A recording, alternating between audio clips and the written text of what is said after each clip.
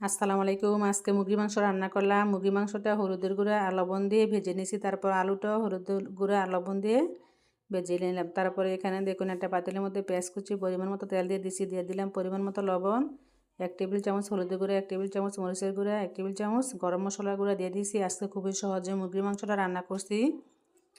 তারপরে এখানে দেখুন 1 টেবিল চামচ আদা বাটা, 1 টেবিল চামচ রসুন বাটা দিয়ে দিলাম। তারপর দিয়ে দিব একটা তেজপাতা, 3টা এলাচ, 4টা লং, তারপর 2 পিস দারচিনি দিয়ে দিচ্ছি। দিয়ে একটু পানি দিয়ে দিব, দিয়ে মশলাটা ভালো করে কষিয়ে নিব। তবে হ্যাঁ, সবাই রান্না করতে পারেন, রান্না তো আর শেখানো লাগে না, এখন সবাই রান্না করতে পারেন। তারপরও এক এক দেশের রান্না এক এক রকম।